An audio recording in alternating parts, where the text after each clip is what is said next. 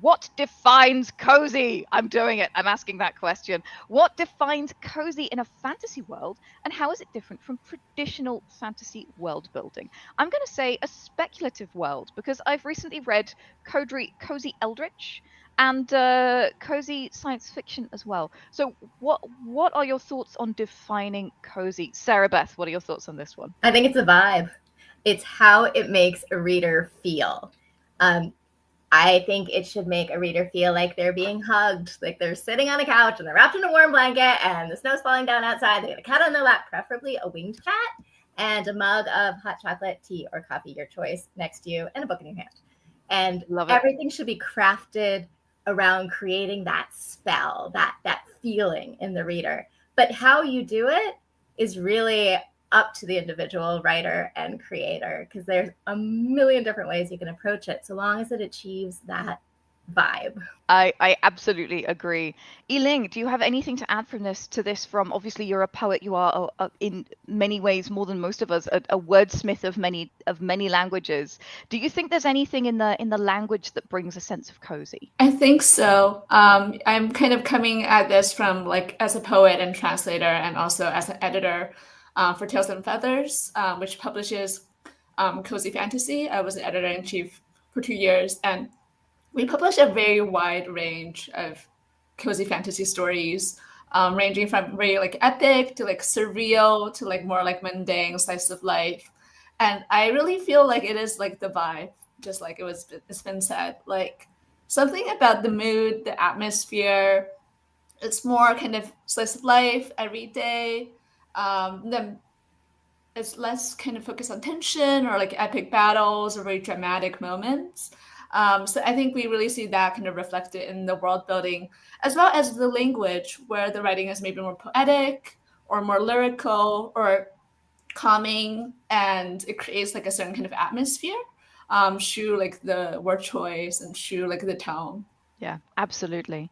Travis, I think it's your fault, isn't it? I think in many ways Legends and Lattes was the thing that really kind of cozy had existed for a long time, but really catapulted especially cozy fantasy to the fore. What for you defines now a cozy fantasy world, cozy fiction world? I mean, like you said, I think it's existed for a long time. I think Legends and Lattes was just an easy thing to staple the name to, and was very easy to point to as an example of something that was cozy.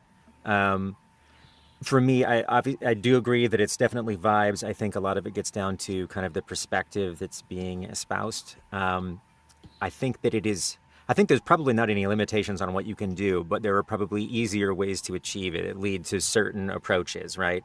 I think that language that is accessible generally makes it easier to be cozy, because I think part of it is not making you work too hard to get to the story that you're trying to take in. So the harder I have to work, the more distant it becomes, and the less cozy. It may be adventurous and amazing, but it's harder to feel comfortable. It's like trying a new food. It's something that if it's something you haven't tried and your taste buds are not accustomed to yet, that's more work. But something that your mom made you 1,000 times that's perfect, and you go back and you experience that's a very different kind of feeling. So there's like accessibility in the language, which can mean any number of things. And the other thing that I think that makes it easy for something to be cozy, or easier anyway, is that a lot of the particulars of the story are things that we can personally relate to and understand in the context of our own life.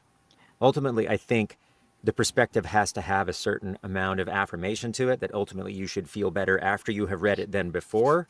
But the combination of that perspective that's ultimately affirming with things that we personally can relate to and understand, that make us feel better about our own lives, or feel like we appreciate something about our own lives, or what might be in our own lives, I think is key to making something cozy. But I think you can probably break all of those rules if you're ambitious too. So yeah, absolutely. There is that sense of familiarity. I mentioned that I've read a Eldritch Cozy recently, and it took place on a houseboat.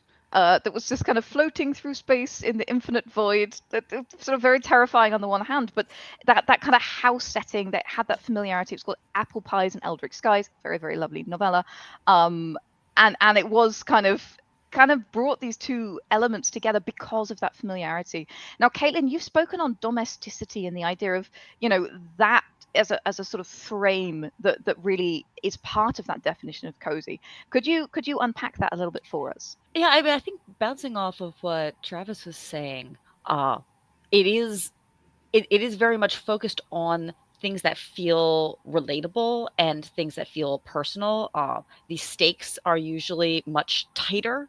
We're not going on epic quests here in this subgenre, and so I think Travis is really onto something. Of a lot of the focus is on these small moments that we have a lot of personal experience with. Around, there's almost always threads around food, for one thing, and of course hot beverages are a recurring major theme, I think, partially because it does feel, I mean, most of us like food. We like food writing. We like thinking about, it makes you feel safe, but it brings that focus in on the day-to-day kinds of stuff, and it keeps that focus on things that we're all used to struggling with. I mean, I have had very little experience in chasing across barren landscapes carrying a cursed ring or whatever it is. I do have a lot of experience in, oh no, I burnt my bread. And so it's not that there's no conflict, but the conflicts often, there will be some overarching stuff to keep plot moving, but a lot of the immediate challenges that characters are facing a lot of times are smaller stuff that feels a little bit more familiar to us. Yeah, absolutely. We've spoken before on a podcast that we did, and actually we have a video up on this on the YouTube if anybody is curious about managing stakes in cozy and how you need to make sure that like things are happening, but they're happening personally around the character, and that there is also a sense that even if the character might be in jeopardy, the reader never senses that there is like a real reason to fear. What do you think are world building elements that